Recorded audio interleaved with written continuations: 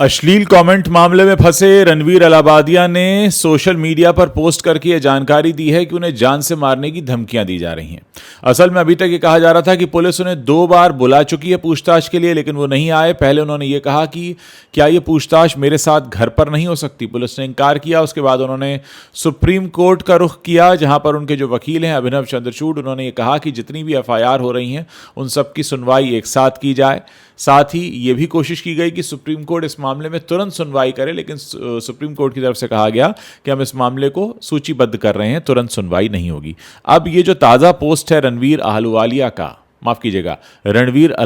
का, उसमें कहते हैं कि मैं और मेरी टीम जांच के लिए सहयोग कर रहे हैं। मैं प्रोसेस को फॉलो करूंगा और अभी एजेंसी के लिए अवेलेबल रहूंगा। मुझे पता है इंडियाज गॉट टैलेंट के शो पर मैंने पेरेंट्स को लेकर जो भी बात कही थी वो इनसेंसिटिव टॉपिक था।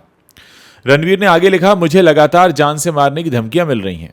कुछ लोग कह रहे हैं कि वो मुझे मारना चाहते हैं, मेरे परिवार को भी नुकसान पहुंचाना चाहते हैं। इतना ही नहीं, कुछ लोग पेशेंट के रूप में मेरी मां के क्लिनिक में भी घुस गए थे। मैं डरा हुआ हूं और मुझे नहीं पता कि क्या करना चाहिए, लेकिन मैं भाग नहीं रहा हूं। मुझे पुलिस और देश के कानून पर पूरा भरोसा है। आप जानते ही हैं कि 14 फरवरी को रणवीर अलाहाबादिया ने सुप्रीम कोर्ट में अपील की थी। अलाहाबादिया के अश्लील कमेंट को लेकर देश भर में कई सारी FIR दर्ज हो चुकी हैं। 8 फरवरी को ये एपिसोड आया था और उसके बाद से मामला तूल पकड़ा हुआ है। समय रैना का ये जो शो है, अब तो शो रहा ही नहीं, क्योंकि चैनल से सारे शोज डिलीट हो चुके हैं। और तमाम तरह के लोगों ने इनके बारे में उल्टी सीधी बातें भी कही हैं। बहुत से लोग इनको धमका रहे हैं। किसी ने कहा इनकी ज़बान काट देंगे।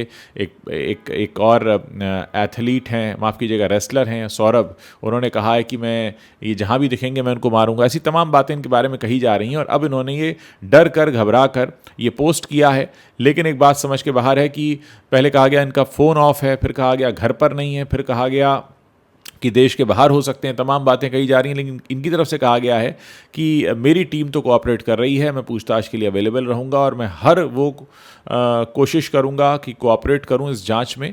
लेकिन मैं डरा हुआ हूं क्योंकि मुझे डेथ थ्रेट्स मिल रही हैं और मेरे परिवार को भी जान का खतरा है।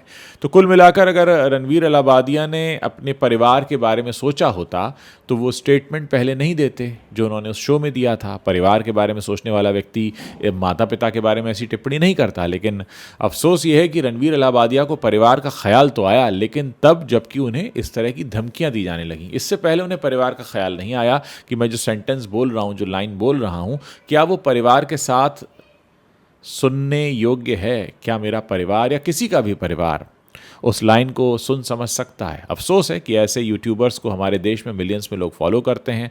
हमारे देश के प्रधानमंत्री उन्हें सम्मानित करते हैं, बहुत सारे ब्रांड्स उन्हें साइन करते हैं, लेकिन जब उनकी सोच के बारे में पता चलता है तब सामने ये आता है कि उनकी सोच में तो पहले से ही सड़ांध आ चुकी है। क्या सोचते हैं आप ऐसे लोगों के बारे में और रणवीर अलाहाबादिया के बारे में? आप मेरे वीडियो के नीचे कमेंट करके बता सकते हैं।